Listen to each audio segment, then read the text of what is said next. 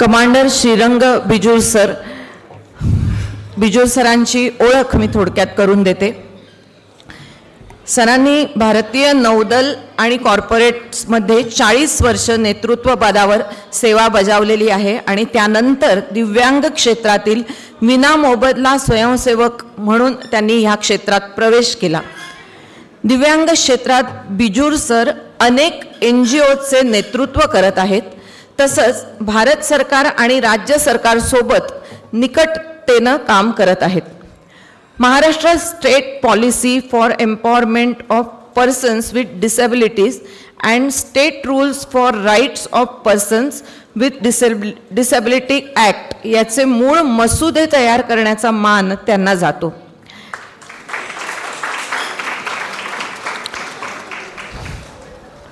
परिवार national confederation of parents ऑर्गनायझेशनचे ते 2 सत्रांसाठी अध्यक्ष होते आणि आता ते तिथे सल्लागार म्हणून कार्यरत आहेत।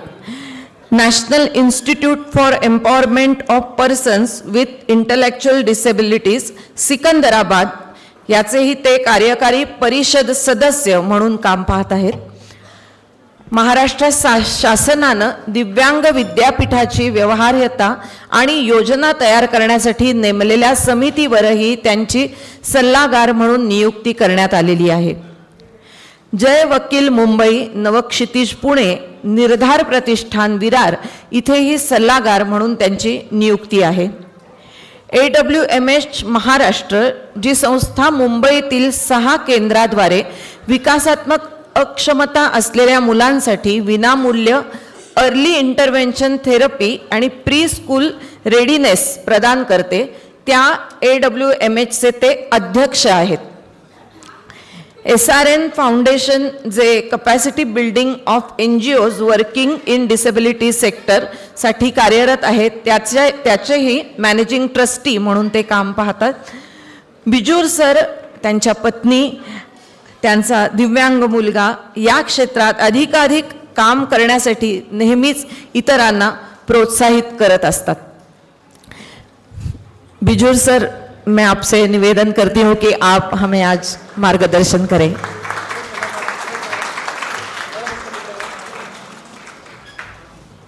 माननीय विश्वास गोरे सर, मैं आपको बहुत बहुत धन्यवाद देता हूं कि आपने मुझे आज यहाँ पे आने का अवसर दिया और इतने पेरेंट्स के साथ डायरेक्टली बात करने के लिए आज मैं बहुत ही प्रसन्न हूँ। सो उसके लिए complete credit goes to you and of course इनकी जो संस्था है that is one of the pioneering residential centre है, जिससे कि बाकी संस्थाएं सीख रही हैं आज। सो कॉन्ग्रेचुलेशंस आपको, इतनी अच्छी संस्थाएं आप चला रहे हैं। मैं नीचे इसलिए आ गया कि I am a parent and I always want to be closer to the parents. तो मुझे आपसे एक पेडेस्टल के ऊपर चढ़ के बात नहीं करनी है। अभी मैं आपको ये बताना चाहूँगा कि मैं इंडियन नेवी में था पहले, और जब मैंने नेवी ज्वाइन की थी तो हमें एक बताया गया था कि देश और दुश्मन के बीच में आप एक दीवार हो, और वो दीवार कभी टूटनी नहीं चाहिए। और जनरली होता यह है कि मुझे हमेशा आफ्टरनून आफ्टर लंच सेशन मिलता है, तो वहाँ पे मैं मेरे श्रोता और नींद के बीच में दीवार बनता हूँ।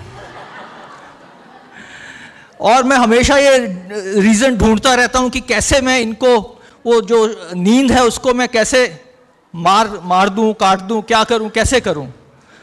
तो इस बार मैंने एक छोटा सा 2 मिनट का वीडियो चुना है। आपको मैं पहले वो वीडियो दिखाऊंगा। बेसिकली आपको एज ए पेरेंट आपको जगाने के लिए बोथ नींद से और अपने मनोबल से।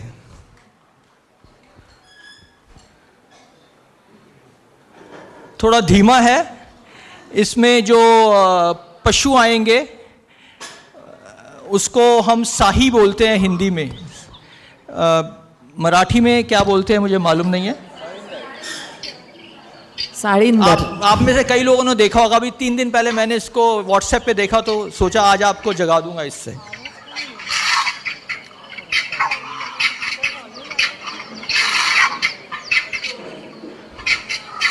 तो यहाँ पे वो शाही, उसकी आई और पापा हैं और उनके 2 छोटे बच्चे हैं। बच्चों को खाने के लिए यहाँ पे शेर आया है, वाघ आया है।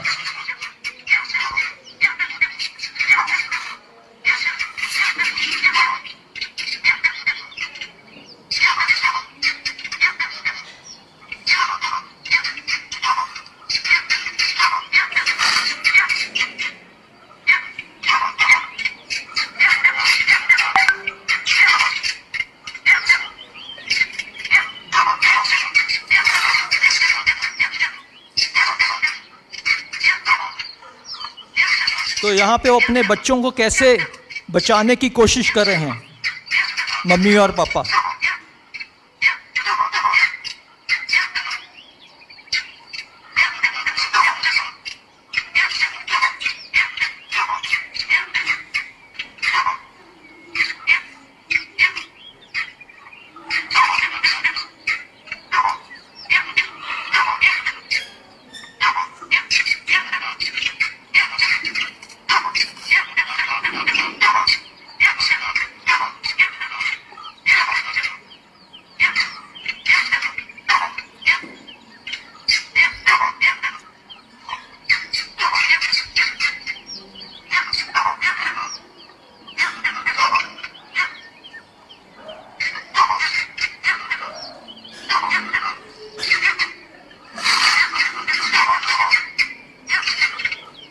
देखते हैं कौन जीतता है इसमें।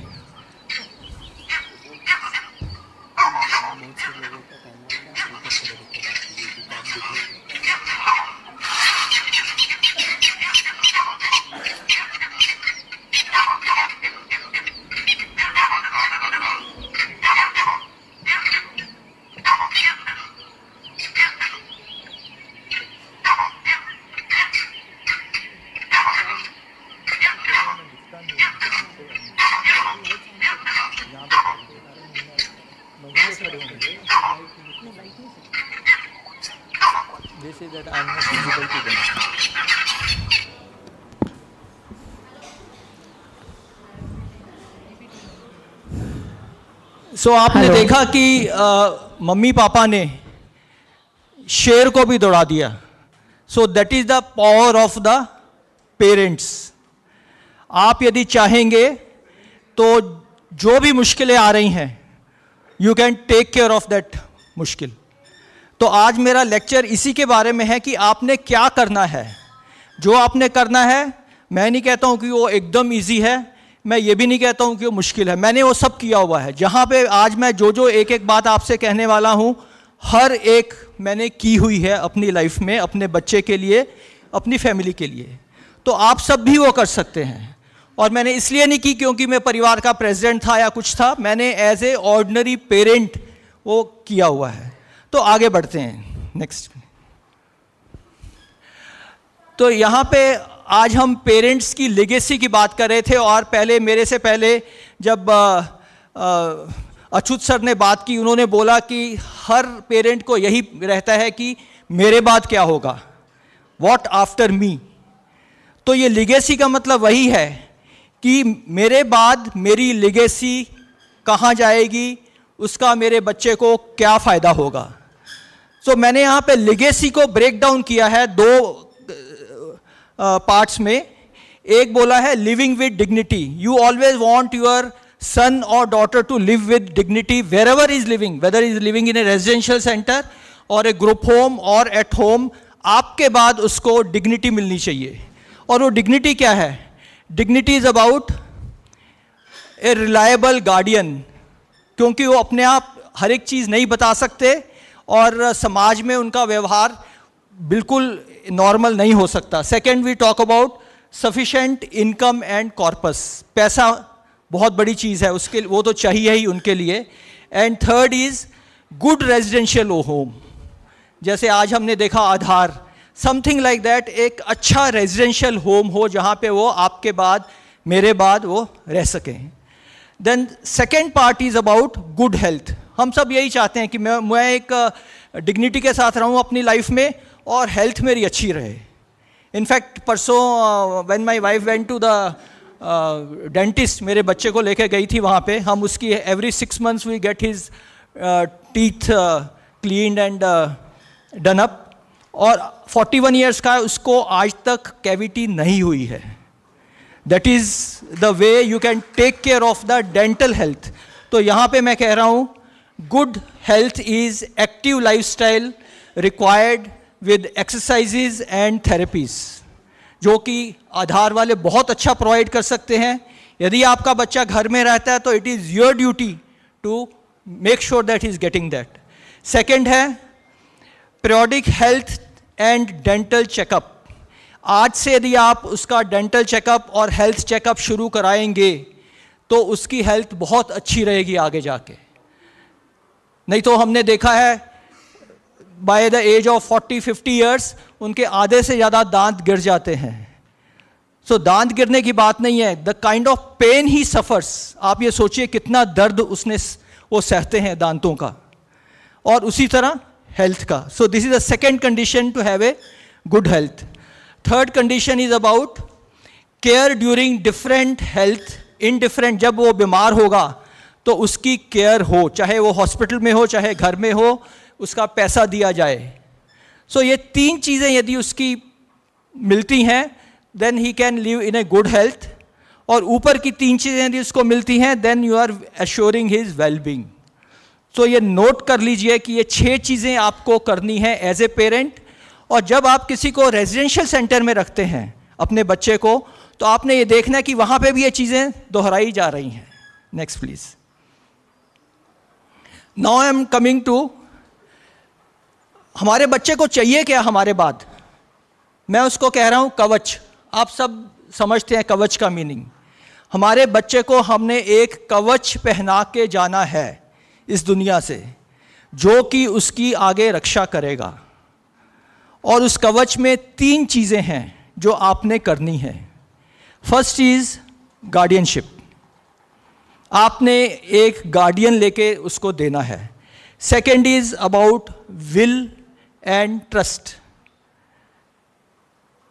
And third important thing is residential centre. ये 3 चीज़ें आपने जल्दी से जल्दी उसके लिए तैयारी करनी है। आज गौरे सर ने हमें बताया कि after 18 years you should start thinking. चाहे आप रखें ना रखें, पर एटलीस्ट सोचें तो सही कि क्या होगा इसका। यदि किसी की भी लाइफ में कोई नहीं कह सकता कि मैं इतने साल जीऊँगा। मैं जाते आते मेरे कार का एक्सीडेंट हो and I may be off, then where does my son go? So you must make an arrangement. Next please. So मैं फर्स्ट आता हूँ गार्डियनशिप में। आई एम एज्यूमिंग कि यहाँ पे जितने भी लोग हैं उनके बच्चे they are either autism, intellectual disability, cerebral palsy और मल्टीपल डिसेबिलिटी। यदि आपके बच्चे को ये 4 में से कोई एक उसके UDID सर्टिफिकेट में लिखा हुआ है, so then he is entitled for guardianship from national trust.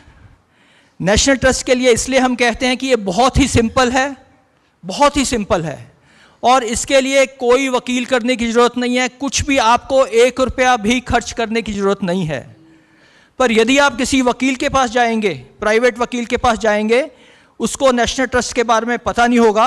वो बोलेगा हाँ आप एप्लीकेशन डालो, कोर्ट में 2 साल आपको घुमाएगा, 2 लाख रुपए भी लेगा, और शायद उसके बाद फिर भी आपको लिमिटेड गार्डियनशिप मिले। That will be under rights of person with disability act. तो इसलिए ये याद रखिए दिल में कि आपको जो गार्डियनशिप लेनी है वो अंडर नेशनल ट्रस्ट लेनी है। अभी इसमें who cannot become guardian, I am not saying who can become, everybody else can become guardian except these people। मुझे लगता है एक स्लाइड चेंज हो गया, पीछे जाइए। हाँ या गार्डियनशिप के क्या पर्पस क्या है, उसका गार्डियन का क्या पर्पस है? First is care of the person, उस बच्चे की देखभाल हो, उस मनुष्य की देखभाल हो, that is the care of the person. Second is maintenance of the person. Maintenance is wellbeing, जो मैंने आपको वेलबींग का मतलब समझाया, उसमें दो चीजें आती हैं, उसको डिग्निटी मिले और उसको हेल्थ मिले। Third is finance and property, उसका जो पैसा है, यदि उसकी कोई प्रॉपर्टी है उसका भी ध्यान रखा जाए। तो ये गार्डियन के 3 कर्तव्य हैं। आप गार्डियन को तीनों दे सकते हैं, 2 दे सकते हैं, या कोई एक भी दे सकते हैं। It is entirely up to you. ये जरूरी नहीं है कि जो गार्डियन है उसको ये तीनों ही मिलेंगे। इसके लिए आपको एक फॉर्म भरना पड़ता है, वो फॉर्म भी ऑनलाइन है आजकल, और वो फॉर्म जाता है एलएलसी के पास, जिसको कहते हैं local level committee. Local level committee थोड़ा इन्वेस्टिगेशन करती है, होम विजिट करती है, देखती है, और उसके बाद उसको गार्डियनशिप मिल जाती है। लोकल लेवल कमेटी की जो मीटिंग्स हैं, बिकॉज कलेक्टर बहुत बिजी रहता है जनरली, वो 6 महीने एक बार होती है या 3 महीने में एक बार होती है। जब भी मीटिंग होगी उससे पहले वो अपना होमवर्क करके रखते हैं लोकल लेवल कमेटी में, और गार्डियनशिप मिल सकती है। यदि पेरेंट्स हैं तो बहुत ही अच्छा है। और तब आप देखिए गार्डियन कौन बन सकता है। पेरेंट्स, सबसे पहले तो पेरेंट को दर्जा दिया जाता है कि आप गार्डियन बनो, and this is all after 18 years. 18 साल तक हर बच्चे के जो गार्डियन है वो पेरेंट ही होते हैं, और कोई गार्डियन नहीं हो सकता। पेरेंट, माँ या बाप या दोनों गार्डियन होते हैं। 18 साल के बाद पेरेंट्स हो सकते हैं, सिबलिंग्स, उसके भाई बहन हो सकते हैं, उसके रिलेटिव्स, यदि उसके भाई बहन नहीं हैं तो रिलेटिव्स को भी आप गार्डियन बना सकते हैं। इंडिविजुअल, यदि रिलेटिव भी ऐसा नहीं है आपका जो कि उसका गार्डियन बनने लायक है या कोई नहीं बनना चाहता, तो आप किसी को भी उसका गार्डियन बना सकते हैं। इतना ही है कि यदि रिलेटिव या इंडिविजुअल को आप गार्डियन बनाएंगे और वो मेल है, तो फीमेल के लिए एक एसोसिएटेड गार्डियन भी, एक फीमेल एसोसिएटेड गार्डियन भी चाहिए। तो जनरली ये होता है कि यदि मैंने एक बेटे के लिए दूसरे बेटे को गार्डियन बनाया, तो वो उसकी जो वाइफ होगी वो एसोसिएट गार्डियन बन जाएगी। Third is registered organisation. Now this is very important.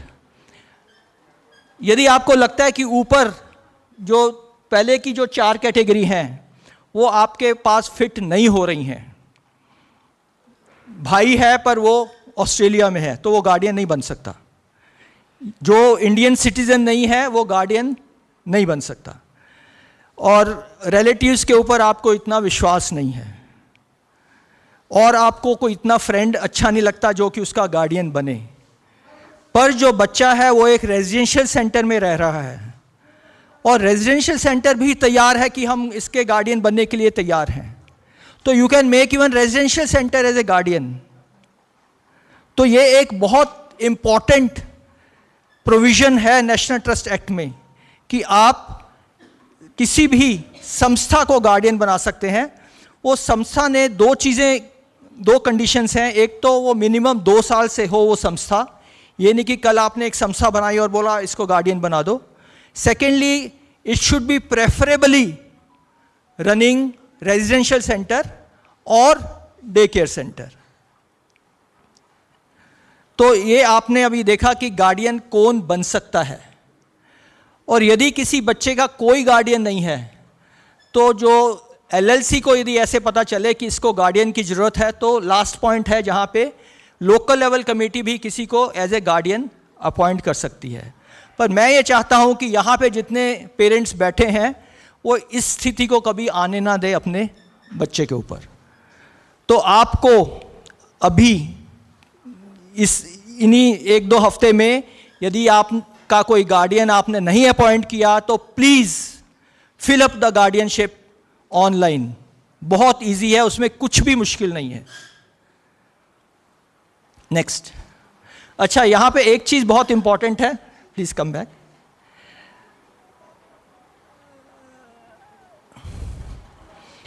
What matters is affection. जब आप गार्डियन को सिलेक्ट कर रहे हैं, हालांकि ये तो आपका बिल्कुल पर्सनल अफेयर है किसको आपने गार्डियन बनाना है, but what matters is affection and not the perfection. ये मत सोचिए कि अच्छा ये बहुत बड़ा है, मेरा रिलेटिव ये है, इतना पैसा है, इतना करता है, बिजनेस चल रहा है, ये है वो है, तो परफेक्ट इसको मैं गार्डियन बनाता हूँ, वो भी कहता है ठीक है मैं गार्डियन बनता हूँ। हो सकता है आपका एक रिलेटिव ऐसा भी हो जो कि इतना अमीर नहीं है, इतना देखा देखी नहीं है, पर उसको अफेक्शन है, परफेक्ट नहीं है पर अफेक्शन है, तो उसको गार्डियन बनाइए। So don't go by perfection, go by the affection of that person. Next please. जैसे मैंने आपको बताया गार्डियनशिप बनाना बहुत इजी है, मैं इसमें ज़्यादा नहीं जाऊंगा। तो एक फॉर्म है, उसको आप भर दीजिए, गार्डियन बनेगा। 6 महीने में नहीं बनेगा तो मुझे बता दीजिए, हम चेजअप करेंगे। परिवार की ऑर्गेनाइजेशन होगी, वो चेजअप करेगी आपके लिए और आपको गार्डियन, जो भी जिसको भी आपने गार्डियन रखा है बना के छोड़ेगी। नेक्स्ट, मैंने आपको बताया ड्यूटीज ऑफ गार्डियन, ये आपको याद रखना है और आपने जिसको आप गार्डियन बना रहे हैं उसको ये चीज़ें बतानी भी हैं। कई बार ऐसे होता है कि हम सोचते हैं इसको गार्डियन बना दिया, बाकी तो ये देख लेगा, और वो भी कहते हैं हाँ हाँ ठीक है, आपने गार्डियन बनना है, हाँ बनना है, ठीक है, बना दिया उसको guardian. He has got no clue कि उसको करना क्या है, वॉट इज हिज रिस्पॉन्सिबिलिटी। उसकी रिस्पॉन्सिबिलिटी है food and nutrition, clothing, shelter needs. He has to, उसको ये बच्चे के लिए देखनी है जब आप नहीं रहेंगे। He has to see the health care, medical and surgical needs. ये सब कुछ नेशनल ट्रस्ट एक्ट में लिखा हुआ है, उसके रूल्स में लिखे हुए हैं। ये सब चीज़ गार्डियन को करनी है। उसको एजुकेशन, ट्रेनिंग, एम्प्लॉयमेंट भी देखनी है यदि इसके बारे में सोचना है तो। लेजर, उसको ये भी देखना है कि इस बच्चे को या इस एडल्ट को लेजर कुछ मिल रहा है, कहीं खेलने के लिए, कहीं बाहर जाने के लिए, कुछ ऐसा कुछ मिल रहा है। Protection from abuse and exploitation बहुत इंपॉर्टेंट है। Protection and abuse can happen anywhere. अच्छे जैसे सेंटर हैं, अच्छे सेंटर हैं, निर्धार प्रतिष्ठान अपने सर जो 2-3 सेंटर चला रहे हैं, बहुत अच्छे सेंटर हैं, पर उतने ही खराब सेंटर भी हैं। लेट मी टेल यू, मैंने आज तक अबाउट 30 डेथ्स को स्टडी किया है जो कि डेथ सेंटर में हुई हैं। Majority of the deaths are because of negligence in the centre. यदि किसी बच्चे ने कुएं में छलांग लगा दी और ड्राउन होकर मर गया तो आप किसको ब्लेम करेंगे? इट इज़ अ निग्लिजेंस, क्योंकि उसको तो समझ नहीं थी, उसने कर दिया। तो ये सब चीज़ें आप उस गार्डियन ने ये भी देखना है कि जो जहाँ पे वो रेजिडेंट है, रहता है, हर एक को आधार जितना अच्छा रेजिडेंशियल सेंटर नहीं मिलेगा। अलग अलग सेंटर में जाएंगे हमारे बच्चे, और वो सेंटर क्या देख रहे हैं, उसके लिए भी हमने एक बुक बनाई है जो कि पेरेंट को भी गाइड करेगा और रेजिडेंशियल सेंटर को भी गाइड करेगा कि these are the minimum standards आपको फॉलो करने चाहिए। देन प्रोटेक्शन ऑफ राइट्स, जो भी उसके बेसिक राइट्स हैं वो तो प्रोटेक्ट होने चाहिए। Next comes care and accounting of assets. उसके जितना भी पैसा है उसका उन्होंने सिर्फ केयर ही नहीं करना, उसकी अकाउंटिंग भी करनी है, और अकाउंटिंग करके हर साल उन्होंने एक रिटर्न भेजना है कलेक्टर को, जो कि अपॉइंटिंग अथॉरिटी है, कि इसका कितना इनकम हुआ, इसके पहले कितनी एसेट है इसके पास, कितनी इनकम हुई, और वो इनकम को कहाँ पे स्पेंड किया गया, एंड में, साल के एंड में कितनी एसेट बाकी है, ये भी उनको अकाउंटिंग करनी पड़ेगी। ये आज सरकार नहीं कर रही है, कलेक्टर्स नहीं कर रहे हैं। हम नेशनल ट्रस्ट के पीछे पड़े हैं कि आप इसको सेंट्रलाइज लो, क्योंकि जैसे मेरे बच्चे की गार्डियनशिप तो दिल्ली में दी थी, मैं अभी रहता हूँ पूना में, सो नेचुरली दिल्ली का collector is not bothered at all मैं कुछ भेजता हूँ नहीं भेजता हूँ। पर यदि ये गार्डियनशिप सेंट्रलाइज हो जाए तो एक अथॉरिटी ये रख सकती है कि जो गार्डियन है वो एसेट्स को, पैसे को कैसे यूज़ कर रहा है। ये थोड़े अभी कुछ साल में ये आएगी, इसके ऊपर ऑलरेडी काम शुरू हो गया है, एक सिस्टम ऑलरेडी डेवलप हो रहा है। उसके बाद मूवेबल प्रॉपर्टी और इमूवेबल प्रॉपर्टी मोस्ट इंपॉर्टेंट है। यदि कुछ इमूवेबल प्रॉपर्टी उस एडल्ट के नाम पे है तो उसका क्या हो रहा है। केरला जैसे अच्छे स्टेट्स जो हैं उन्होंने तो इतना लिख दिया है कि जो उसका 7/12 हम कहते हैं ना, इधर 7/12 होता है या इंडेक्स 2 होता है, उसके ऊपर लिख दिया जाता है कि ये जो प्रॉपर्टी है ये पर्सन विद इंटेलेक्चुअल डिसेबिलिटी की है, इसके लिए LLC से परमिशन लेनी पड़ेगी बेचने के लिए, लोकल लेवल कमेटी से। वही चीज़ हम बाकी स्टेट्स में भी लाना चाहते हैं, महाराष्ट्र में भी लाना चाहते हैं, देखेंगे। पर मैं ये बता रहा हूँ कि ये सब गार्डियन के कर्तव्य हैं, उन्होंने ये सब कुछ करना है। और जब तक गार्डियन आपने नहीं रखा तो, और यदि आज मैंने गार्डियन अपने को ही बनाया हुआ है तो ये आपका भी कर्तव्य है कि ये आप देखें।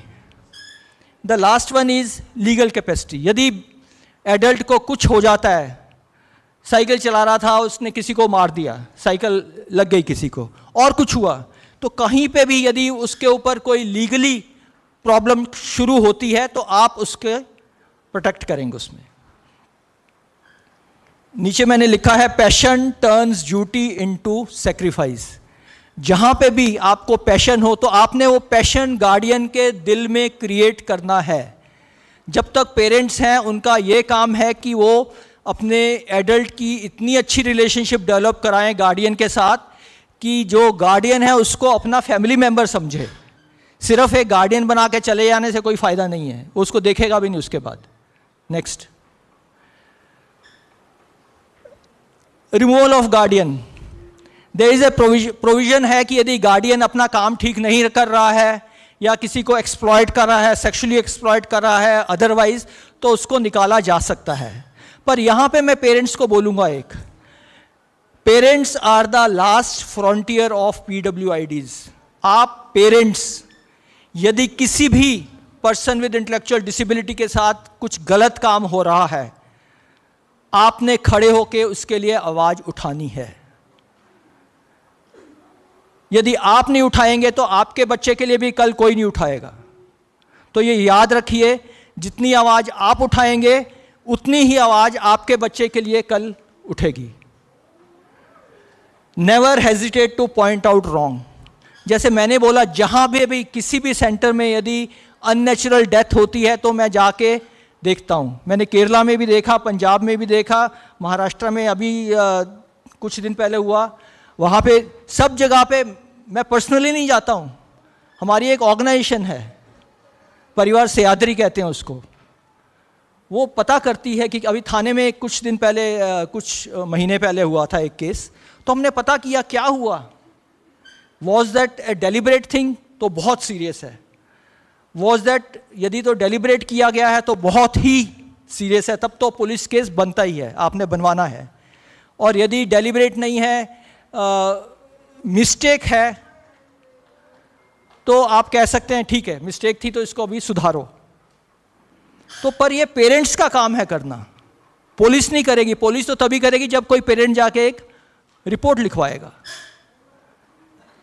और मैं ये भी कहना चाहता हूँ इधर कि रेजिडेंशियल सेंटर हैं, मेरे घर में जब मेरा बेटा वॉक करता है, हो सकता है बाथरूम में जाके वो फिसले और उसको कुछ लग जाए, लग सकता है, बहुत घरों में ऐसे होता है, बूढ़ों के साथ भी ऐसे होता है कि नहीं? तो same thing can happen in a residential centre. तो आप ये नहीं कह सकते कि रेजिडेंशियल सेंटर में हो गया तो जो रेजिडेंशियल सेंटर के जो ट्रस्टी हैं उन्हीं को ब्लेम करना है, नहीं।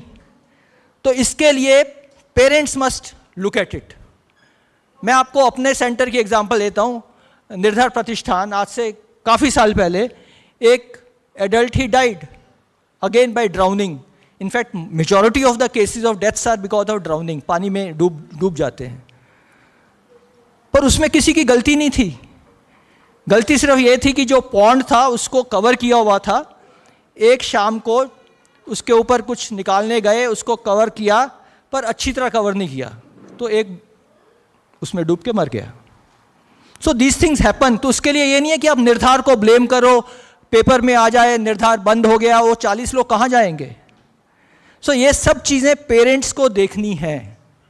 सो इट इज़ नॉट कि किसी सेंटर में कुछ हुआ तो उसको सीधा कंडेम कर दो। नेक्स्ट, अभी मैं आ रहा हूं कि documentation which is most important for parents. यदि ये डॉक्यूमेंटेशन आप अपने जीवन में नहीं करके गए, then you are committing a suicide. I am saying that, very strong word. आपको ये डॉक्यूमेंटेशन हर हालत में करनी है।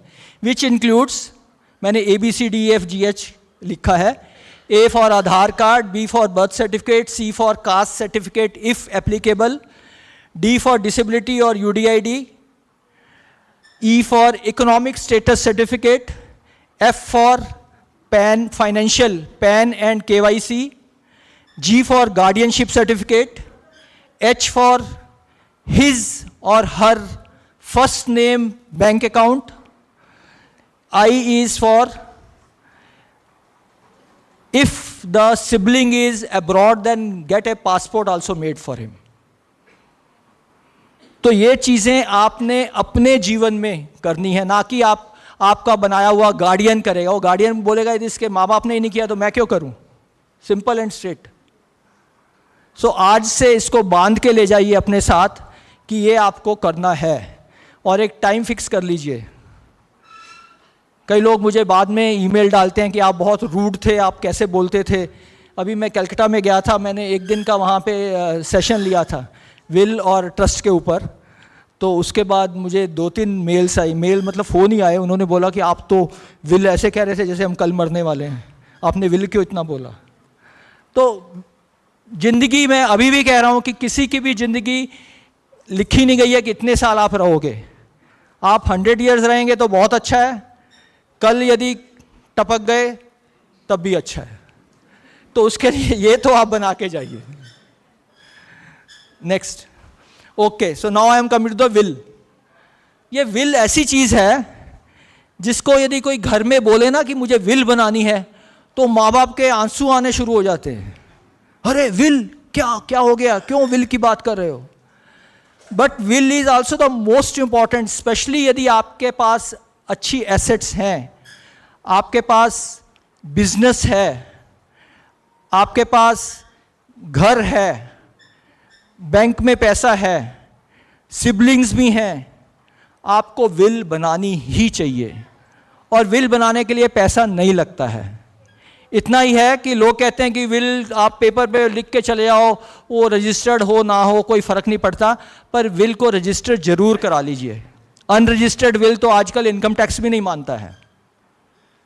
सो registration of will is almost compulsory. उसके लिए शायद 1-2 हज़ार रुपये लगते हैं। और विल के फॉर्मेट हैं हमारे पास।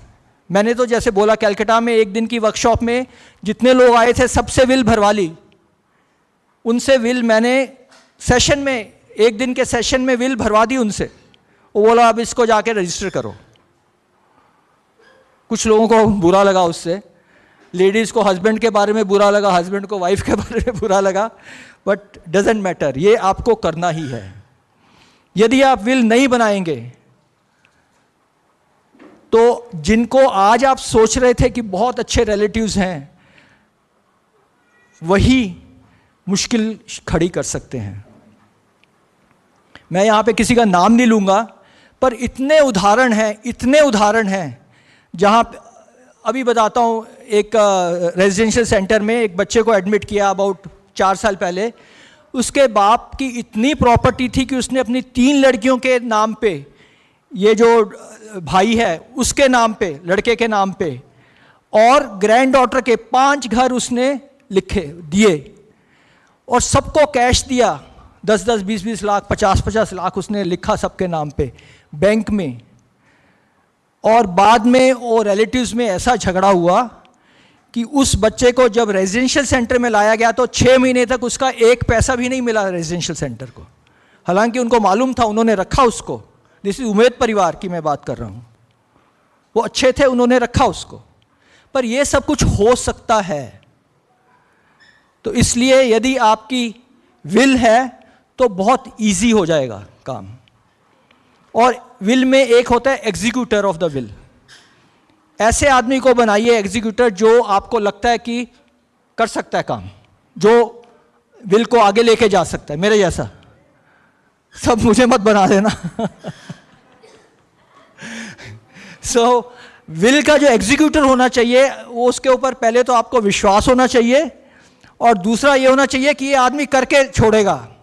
ये इस बच्चे को इसका जो हक है वो दिलवा के छोड़ेगा विल में से। Next, let's go to the private trust. अभी बहुत जिनके पास स्पेशली अच्छा पैसा है, middle class and above families, वहाँ पे हम पहले कहा करते थे कि आप एक प्राइवेट ट्रस्ट जरूर बनाइए। प्राइवेट ट्रस्ट से क्या होता है कि जो आपका पैसा आप छोड़ना चाहते हैं अपने एडल्ट के लिए, वो प्रोटेक्ट हो जाता है। वो ट्रस्ट में 2, 3, 4 जितने भी आप लोग रखेंगे, उसमें एक सिबलिंग होगा, एक रिलेटिव होगा, एक आपका फ्रेंड होगा, जो रखेंगे उन तीनों को पता होगा कि इस पैसे का क्या हो रहा है। सो ट्रस्ट का बहुत फायदा था। पर अभी जब से लास्ट फाइनेंस बिल में निर्मला मैडम ने जब लोकसभा में फाइनेंस बिल पेश किया, तो उन्होंने सबको 12 लाख की लिमिट दी है कि 12 लाख रुपए तक किसी को भी इनकम पे टैक्स नहीं लगेगा। आपको शायद मालूम होगा कुछ लोगों को, हम सबको अभी 12 लाख की एग्जम्पशन है, बेसिक एग्जम्पशन जिसको कहते हैं, वो 12 लाख रुपए की है। वो ट्रस्ट को नहीं है। उतना ही नहीं, ट्रस्ट के ऊपर सीधा हाईएस्ट टैक्स लगेगा, चाहे वो 30 या 33% होता है, हाईएस्ट टैक्स स्लैब में उसको लगेगा। तो ये समझ लीजिए, यदि आपने ट्रस्ट बनाया, यदि आपने ऐसा ट्रस्ट बनाया जिसमें 10 लाख की इनकम आ रही है हर साल, तो उसमें से 3.25 या 3.5 लाख जो है वो इनकम टैक्स में चला जाएगा। पर इसको ओवरराइड करने के लिए भी कुछ लोग आजकल बता रहे हैं, पर इसको देखना पड़ेगा। पर यदि लगता है आपको कि मेरे ट्रस्ट की इनकम 50 लाख है पर ईयर, मैं 50 लाख इनकम छोड़ के जा सकता हूँ बच्चे के लिए, तो ज़रूर बनाइए ट्रस्ट। इतना पैसा है, जितना पैसा होगा उतने ही शेर आएंगे उसको खाने के लिए, तो शेरों से बचाने के लिए आप उसका ट्रस्ट जरूर बनाइए। यदि उसकी प्रॉपर्टी है, घर है और कुछ एग्रीकल्चरल लैंड है, जो भी है, तो ट्रस्ट जरूर बनाइए। तो ट्रस्ट में क्या होता है, आपको बेसिक और मुश्किल नहीं है ट्रस्ट बनाना। ट्रस्ट का भी हमारे पास फॉर्म है, आपको भेज देंगे। And these forms are specially meant for parents of person with intellectual disability. नहीं तो फॉर्म्स तो आपको इंटरनेट में 100 मिल जाएंगे, but they are all meant for either normal लोग जो ट्रस्ट बनाते हैं, और some of the forms are actually for पैसे को इधर उधर करने के लिए। पर जो हम आपको फॉर्म दे सकते हैं, that is the one which have been used by many parents to make trust. तो फॉर्म ले लीजिए हमारे से and make a trust if you feel so. पहले आप अपने सीए से पूछ लीजिए कैसे करना है। Some advice even we can give you. There are ways and means of making sure कि इसके ऊपर टैक्स ना लगे। वो डिटेल में थोड़ा डिस्कस करना पड़ेगा based on person to person.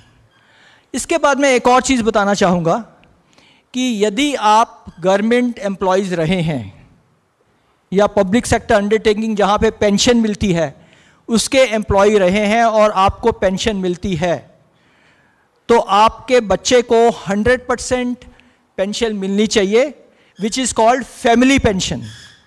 Family pension is 40 to 60% of pension what the father was getting, उसी का जो 40-50%, 40 to 60% उसकी माँ को मिलेगा आफ्टर फादर। जब माँ बाप दोनों नहीं हैं तो इस बच्चे को मिलेगा। तो ये भी आप देख लीजिए, बहुत केसेस ऐसे आते हैं। मैंने बोला होगा, मैं हमेशा कहता हूँ, 6 साल पहले एक हाई कोर्ट का जज was 82 years old, Mumbai high court का जज, हिज सन वॉज 50+, उसको पेंशन नहीं मिल रही थी। उनको पता चला कहीं से कि कुछ पेंशन मिल सकती है, तो उन्होंने बात की। तो ignorance is there at every level, high court के जज से लेके हमारे तक इग्नोरेंस है। तो बेस्ट इज कि अभी आपको आज पता चल गया है। यदि आपको लगता है कि आपका कोई कलीग है जिसका ऐसा बच्चा है और वो पेंशनेबल है, बोलिए कि आपने अपने पीपीओ के अंदर बच्चे का नाम ऐड कराया है कि नहीं। यदि नाम ऐड नहीं कराया तो करवाना चाहिए। तो अभी मैंने जैसे प्राइवेट ट्रस्ट बोला, एक और जो अच्छी चीज़ है प्राइवेट ट्रस्ट में, इसमें आप 2 चीज़ें लिख सकते हैं। या तो आप बनाइए इसको सोल डिस्क्रिशनरी ट्रस्ट, कि इसका जो भी पैसा है वो सिर्फ इस बच्चे के लिए जाएगा और किसी के लिए नहीं जा सकता। या आप कह सकते हैं कि ये इसका पैसा किसी भी इंटेलेक्चुअली डिसेबल्ड कॉज के लिए जाएगा। तो पहले क्या था, जो कॉज के लिए जाता था वहां पे टैक्स नहीं लगता था, वहां पे टैक्स एग्जम्पशन हो जाती थी। अभी वो चीज़ नहीं रही है, तो इसलिए देख रहे हैं कि क्या इसका आगे हो सकता है। पर इसको ध्यान में रखिए, हो सकता है 2 साल के बाद नियम फिर चेंज हो जाए, एक्ट फिर चेंज हो जाए। तो नीचे मैंने ये लिखा है, people don't choose to fail. कोई भी ये नहीं चाहता कि मैं जाके फेल हो जाऊं, but they fail to choose. आप चूज नहीं करते हैं इसलिए आप फेल होते हैं। तो चूज कीजिए, आपको ट्रस्ट बनाना है कि नहीं। विल में आपकी चॉइस नहीं है, आपको बनानी ही है विल। जैसे यूडीआईडी सर्टिफिकेट बनाने में आपकी चॉइस नहीं है, उसी तरह आपकी विल में भी चॉइस नहीं है। विल तो आपको बनानी ही है। Next, now I am talking about, अभी मैं कह रहा हूं क्रिएटिंग वेल्थ। अभी मैं इस सब्जेक्ट पे आ रहा हूं कि जो पैसा है वो कैसे उसको ज़्यादा बनाया जाए, पैसे को मल्टीप्लाई कैसे किया जाए। कहते हैं ना, अभी सबने बोला कि यदि हम अपने बच्चे से मेहनत नहीं कराएंगे तो उनका फिर बिहेवियर की प्रॉब्लम शुरू हो जाएगी। उसी तरह यदि आप अपने पैसे से मेहनत नहीं कराएंगे तो पैसे को भी बिहेवियर की प्रॉब्लम शुरू हो जाएगी, वो ख़त्म हो जाएगा, खर्च हो जाएगा वो। इसलिए आपको अपने पैसे से मेहनत करानी है। पर वो पैसा है क्या, आपको ये भी दिमाग में रखना है। जनरली हम सोचते हैं जितना मेरा बैंक अकाउंट है, एफडीज है, वही पैसा है। वेल्थ में shares, FDs, mutual funds, bonds, ये सब कुछ पैसे में, ये आप सबको मालूम है। नेक्स्ट मैं कह रहा हूं कि पैसे में घर, जमीन और कुछ इन्वेस्टमेंट्स जो आपने रियल एस्टेट में की हो वो भी आती हैं। तो ये है इमूवेबल प्रॉपर्टी। थर्ड में आता है गोल्ड, सिल्वर, वैल्यूएबल। अभी कुछ 1 महीना पहले एक साहब मेरे पास विल लेके आए कि देखिए ये मैं विल बना रहा हूँ और इसमें मैं 70% अपने बच्चे को, इंटेलेक्चुअली डिसेबल्ड को दे रहा हूँ, बाकी का मैं नॉर्मल उसका जो भाई है उसको दे रहा हूँ। तो मैंने सब कुछ देखा, मैंने बोला कि आप और आपकी वाइफ के पास सोना वगैरह कुछ नहीं है क्या? कहते बहुत है हमारे पास सोना, तो हमारे पास तो 200 ग्राम सोना है। तो मैंने कहा वो तो दिखता नहीं है यहाँ पे कहीं पे भी। तो आपको वो भी देखना है, गोल्ड, सिल्वर, वैल्यूएबल, वो भी आपकी विल में आने चाहिए। ये लिस्ट इसीलिए बनाई गई है कि आपको पता होना चाहिए कि विल में मैं क्या डिवाइड कर रहा हूँ, किसको क्या दे रहा हूँ। सिर्फ एफडीज और म्यूचुअल फंड देने से फायदा नहीं है। थर्ड इज ये चीज, अबाउट 2 साल पहले हमारे पास एक कवि आए, कवि, तो उन्होंने भी विल बनाई थी। ये हरियाणा के कवि हैं, उन्होंने भी विल बनाई थी। तो बोले देखिए साहब, आप, मैं कुरुक्षेत्र गया था, वहाँ पे हमने एक रीजनल पेरेंट मीट की थी। बोले ये देखो ठीक है क्या? तो मैंने बोला कि आपने इतनी कविताएं लिखी, इतने गाने गाए, वीडियो आपके पूरे चलते हैं यूट्यूब में, वहाँ से भी आपको कुछ इनकम होती होगी ना? कहता हाँ बहुत है, वही उसी से इनकम से तो मैं सर्वाइव करता हूँ। तो मैंने कहा वो कहाँ आया विल में? सो विल में आपका कॉपीराइट, ब्रांड क्रेडिट्स, एंसेस्ट्रल, ये सब कुछ ये भी विल में आना चाहिए। यदि आपने कोई अच्छी बुक लिखी है जिसका आपको पैसा मिल रहा है, या आप संगीतकार हैं, अच्छा संगीत लिख के आपने यूट्यूब में डाल दिए हैं जिससे आपको पैसा आ रहा है, वो भी आपकी विल में होना चाहिए। और ये सब पैसे की आपको पहचान होनी चाहिए। जिस चीज़ को आप नहीं पहचानते वो आपके लिए एग्जिस्ट नहीं करता है। सो प्लीज़ ये ध्यान में रखिए कि जब भी आप अपने पैसे के बारे में बात करते हैं कि मेरे पास क्या है, मैं अपने बच्चे को कितना पर मंथ दे सकता हूं, और उस सब को आपने, तो ये सब चीज़ें ध्यान में रखिए। अब ये इस सब चीज़ के लिए टाइगर कौन है, शेर कौन है? शेर है इन्फ्लेशन, बिजनेस लॉस, यदि आप बिजनेस करते हैं। थर्ड, जो कि आजकल बहुत शुरू हो गया है, scams. Fourth is over spending. ये 4 चीज़ें आपकी एसेट को बर्बाद कर सकती हैं। सो एज पेरेंट आपने ये भी ध्यान रखना है कि मैं ये 4 चीज़ों में, अब यदि आप बिजनेसमैन हैं तो कभी आपको लॉस होगा, कभी आपको प्रॉफिट होगा, पर एक आपने तय कर लेना है कि इसके नीचे मैं इस बच्चे का पैसा नहीं लगाऊंगा, नहीं तो पूरा पैसा उसका भी लगा दिया, अपना भी लगा दिया और सब गया तो बच्चा कहाँ जाएगा। So understand inflation. आपको यह देखना है कि आपकी लाइफ टाइम में जो आपने पैसा इकट्ठा किया है वो कैसे काम करेगा कि उसको पूरी लाइफ उसका खर्चा चले। अब उसकी कितनी लाइफ होगी, सब लोग ये कहते हैं, हमें क्या पता हो कि आजकल कहते हैं कि जो पर्सन विद इंटेलेक्चुअल डिसेबिलिटी है वो जल्दी मर जाते हैं। ऐसी बात नहीं है। हमारे निर्धार प्रतिष्ठान में देयर इज 72 ईयर्स ओल्ड 2 लोग हैं, आपके इसमें भी होंगे। सो डोंट एवर थिंक कि आपका बच्चे की लाइफ आपसे कम है।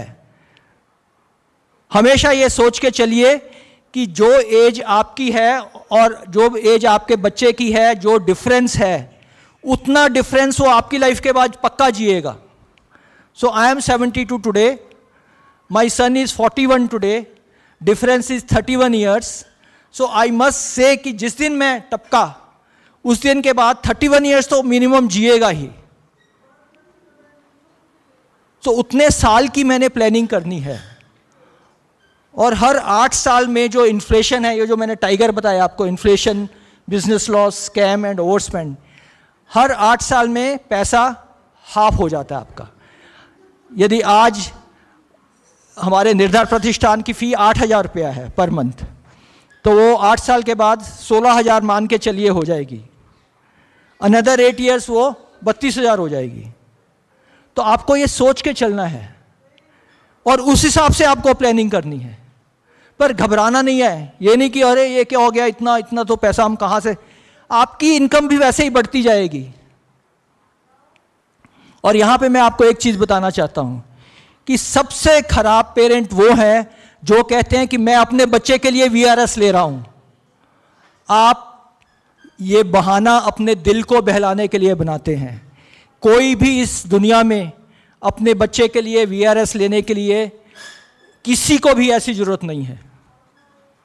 यदि आप ये सोचते हैं तो ये आपकी कमजोरी है। मैं ये नहीं कह रहा हूं कि आप वीआरएस मत लो। अभी मुझे एक पेरेंट मिले 3 दिन पहले, तो बैंक ऑफ महाराष्ट्र में थे और कहते कि वहाँ पे मैंने 30 साल सर्विस की और मैंने वीआरएस ले लिया। और वीआरएस उनको इतनी अच्छी टर्म में मिला कि हर साल की उनको डबल सैलरी, हर साल की 2-2 महीने की सैलरी, मतलब 60 महीने की सैलरी मिली।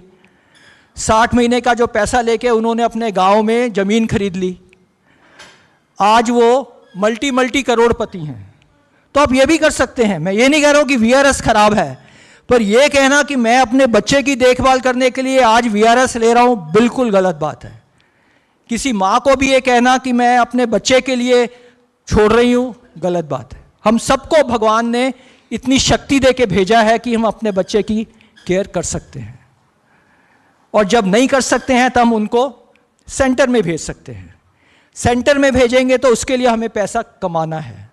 हमेशा हम चैरिटी में नहीं रहेंगे। आपके दिल में ये होना चाहिए। मुझे आज विश्वास सर ने बताया कि हर बच्चे के लिए वो 2,000 रुपये का पर मंथ डोनेशन लेके आते हैं। आप क्यों ना वो 2,000 रुपये डोनेशन दें, आप क्यों ना 4,000 रुपये पर मंथ उनको दें, ताकि वो एक और बच्चे के लिए सब्सिडाइज कर सकते हैं। सो मेरे कहने का मतलब ये है, जब तक आपकी लाइफ है, जब तक आप में दम है, जब तक आप में हुनर है, कमाइए, अपने बच्चे के लिए कमाइए और उसको ठीक इन्वेस्ट कीजिए। नेक्स्ट। सो टाइगर मैंने आपको बताया था, शेर कौन है? शेर है इन्फ्लेशन। बेसिकली इन्फ्लेशन है शेर, जो कि आपकी इनकम को या आपकी एसेट्स को खा जाएगा। टाइम हो गया? Okay okay. तो मैं यहाँ पे ये बता रहा हूँ कि आपको अपना अर्निंग मोड, चाहे as a professional, as a employee, as a business, तीनों में आपको एक्टिव रहना है। जो भी आपको अच्छा लगता है एक्टिव रहिए, जब तक एक्टिव रह सकते हैं रहिए। जब आपको ये लगे कि मैं इसको 30 साल तक इसकी परवरिश मेरे पैसे से हो सकती है मेरे बाद, तो छोड़ सकते हो। मैंने भी 2011 में ये सोचा कि अभी मेरे बच्चे की परवरिश 30 या 40 साल मेरे बाद हो सकती है, तो मैंने छोड़ दिया और डिसेबिलिटी सेक्टर में आ गया मैं। तो आप सबको भी यही करना है। Next is monthly income which is तो आपका बेसिक टारगेट ये होना चाहिए कि इसकी मंथली इनकम, आज देख लीजिए कि आधार की क्या उनको चाहिए पर मंथ, 15,000 चाहिए, 20,000 चाहिए, वो आपकी एज के हिसाब से 20 साल 30 साल कितनी इन्फ्लेशन होगी, उतनी इनकम यदि आप मंथली इनकम प्रोवाइड कर सकते हैं, अच्छा है आपके लिए। नेक्स्ट, वहां पे मैंने एक नीचे लिखा था, sorry, I must tell all the, मैं सब पेरेंट्स को ये कहता हूं, high return is high risk. Just because कहीं पे आपको 8% के बदले 10% कोई दे रहा है एफडी करने के लिए, प्लीज ऐसे में मत जाइए, रिस्क बहुत ज्यादा होता है। So beware of your risk appetite. Appetite का मतलब है आपको रिस्क की कितनी भूख है, कितना रिस्क आप ले सकते हैं। ये समझ के चलिए कि 60 साल के बाद आप ज्यादा नहीं कमा सकते, 60 साल तक ही आप कमा सकते हैं। मोस्ट ऑफ अस जिनका बिजनेस है वो कमा सकते हैं। नेक्स्ट, अभी मैं कुछ ऐसी चीजों पे आ रहा हूं जिसको आपने शायद अभी तक नहीं सोचा होगा। मैं यह कह रहा हूं, money saved is money earned. So हर एक गवर्नमेंट स्कीम को क्लेम कीजिए। पुणे में 2,000 रुपये पर मंथ हर बच्चे को इरिस्पेक्टिव ऑफ पेरेंट्स इनकम मिलता है। आप में से कितने लोग रह रहे हैं, जरा हाथ खड़ा करिए।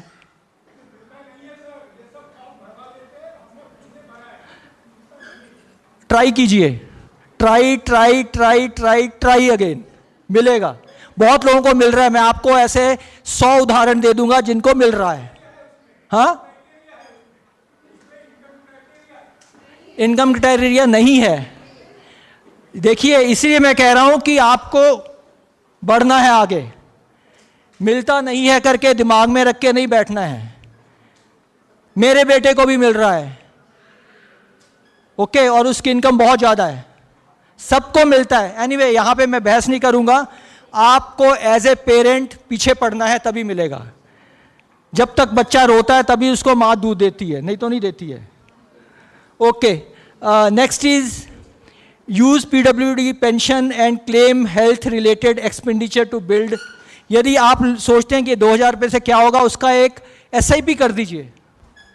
यदि आपको लगता है 2,000 रुपये छोटी चीज़ है, मेरे लिए कोई फर्क नहीं पड़ेगा, तो एटलीस्ट बच्चे का SIP कर दीजिए।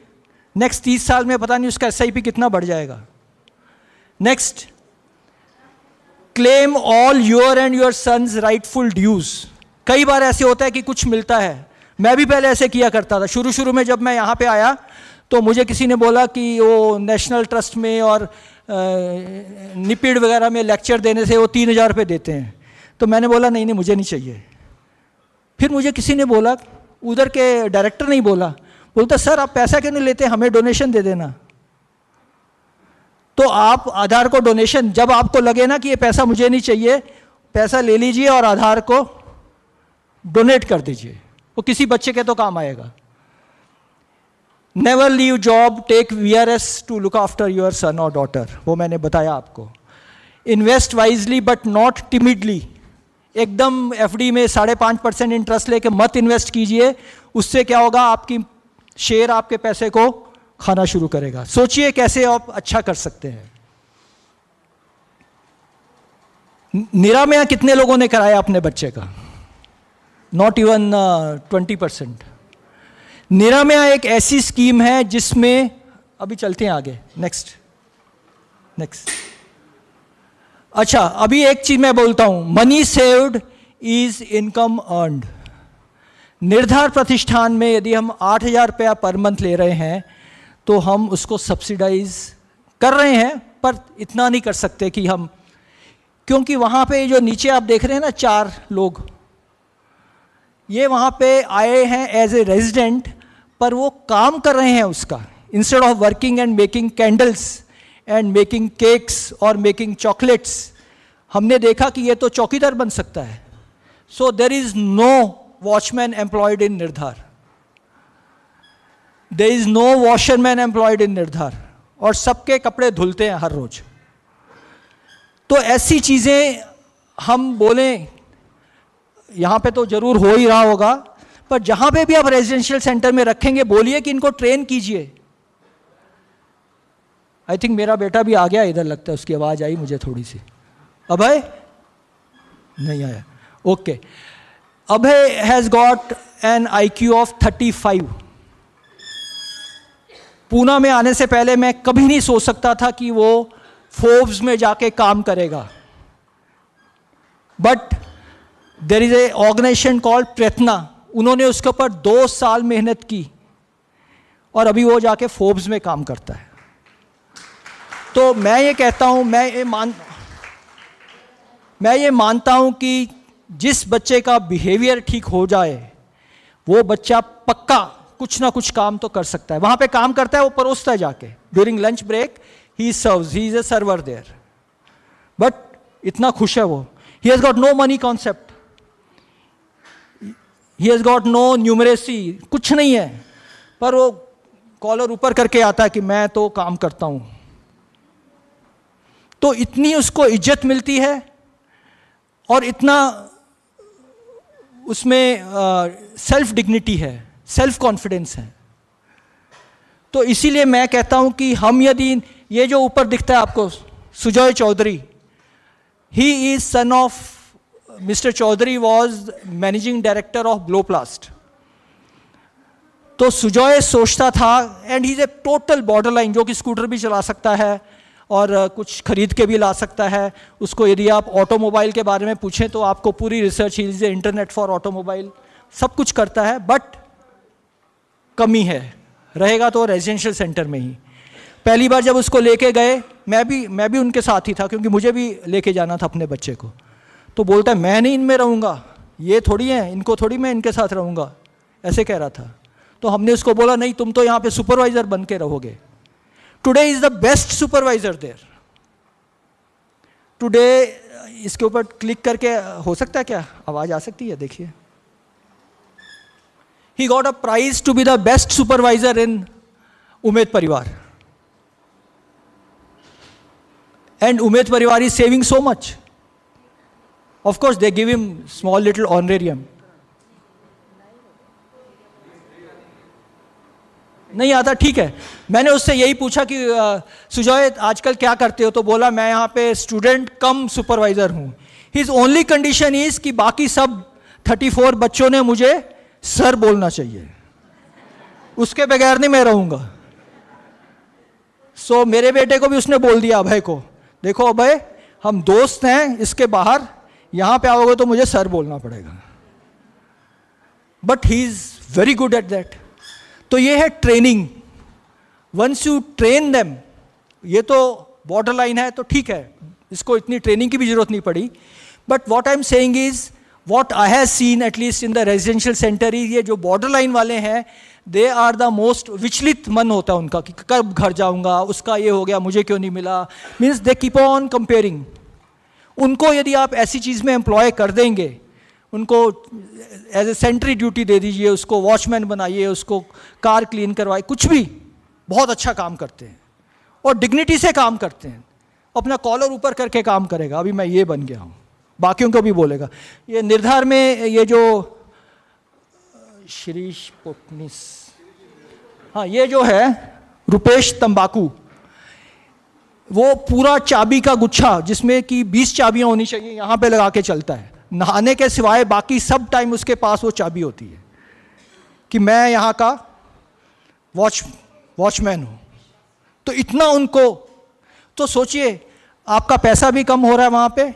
तो मैं पेरेंट्स को इसलिए बता रहा हूँ कि यदि आप कभी अपना सेंटर बनाएंगे, जब भी आप चलेंगे, तो एक कंडीशन रखिए कि हम इनमें से एटलीस्ट 30% लोगों को सेल्फ एम्प्लॉयड करेंगे वहाँ पे. हमने एक प्रोजेक्ट किया था 3 साल पहले.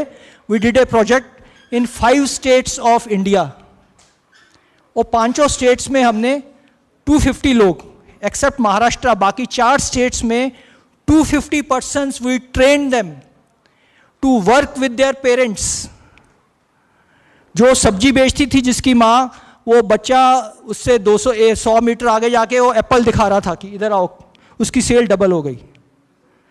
जो पूरी बनाती थी उस पूरी बनानी सीख लिया उस लड़की ने। तो ऐसी चीज़ें करते हैं। तो ये हमारे बच्चे जो रेजिडेंशियल सेंटर में वो भी करेंगे। Next please. ये मैं बता रहा हूं आपको निरामया के बारे में। निरामया जो है आपको 12,000 रुपये देती है यदि आपने मेडिकल चेकअप करवाना हो, डेंटल चेकअप करवाना हो, डेंटल ट्रीटमेंट करवानी हो। बहुत पैसा इसमें, क्लेम कीजिए। और तो और यदि आप अभी एक नई स्कीम परिवार ने शुरू की है, यदि आप किसी को निर्धार में रजिस्टर करेंगे तो आपको 400 रुपीज़ भी मिलता है, आपको मिलेगा, या आपकी ऑर्गेनाइजेशन ले सकती है। और उसके बाद 10,000 रुपये यदि आप क्लेम करेंगे तो और उतना ही 250 रुपये और मिलेंगे। So you can earn up to 10,000 rupees on each child scheme. इसको कराइए। आई एम सो अनहैप्पी कि यहाँ पे सिर्फ 12 पेरेंट्स ने निर्धार कराया है। निर्धार इज द बेस्ट स्कीम। आप में से कितने लोग अपने बच्चे की रेगुलर डेंटल चेकअप करवाते हैं? 6-7 लोग कराते हैं। बाकी क्यों नहीं कराते हैं? पैसे लगते हैं। ये फ्री में करवा रहा है आपका। प्लीज निर्धार में एनरोल होइए और make it a target. Next 1 month enrol yourself in Nirdhar, otherwise you are doing a gross injustice to your child. उसको इतना पैसा गवर्नमेंट दे रही है। सब लोग कहते हैं नहीं, हॉस्पिटलाइजेशन के लिए सिर्फ 50,000 देते हैं। अरे बाकी 50,000 तो ले लो। हॉस्पिटल तो भगवान से प्रे करो कि ना पहुंचे कभी वो। Next. So I M summing up. Parent must plan in their life time. आपने अपने लाइफ जीते जागते प्लान कर लीजिए कि आपको क्या करना है बच्चे के बारे में। डॉक्यूमेंट्स जो मैंने आपको लिस्ट दी है उसको नेक्स्ट 6 महीने में बनाइए। नेक्स्ट टाइम कभी भी हम मिलेंगे तो मैं आपसे 1 to 1 पूछूंगा कि आपने वो डॉक्यूमेंट बनाए हैं कि नहीं। Choose a self defined career path to supplement your son, daughter and family income. आप अपनी इनकम को कैसे बढ़ा सकते हैं वो भी देखिए। इन्वेस्ट वाइजली, बहुत रिस्की इन्वेस्टमेंट मत कीजिए। Strive to become a leader in the sector. मैं भी जब आया था यहाँ पे 2011 में, कुछ भी मालूम नहीं था एक्सेप्ट मैं अपने बच्चे की परवरिश कर रहा था। उससे ज़्यादा मुझे नहीं मालूम था। पर अभी आया, now I become a leader. Now I am helping at least 1,000 parents every 2-3 months। I am talking to them, giving them, form भरवाता हूँ, विल भरवाता हूँ, सब बच्चों के लिए। तो आप भी वो कुछ शुरू कीजिए। Whenever you help the community of parents with residential setup, you help your son। जब आप एक residential setup को हेल्प कर रहे हैं तो आप अपने बच्चे की एक्चुअली हेल्प कर रहे हैं। So thank you very much।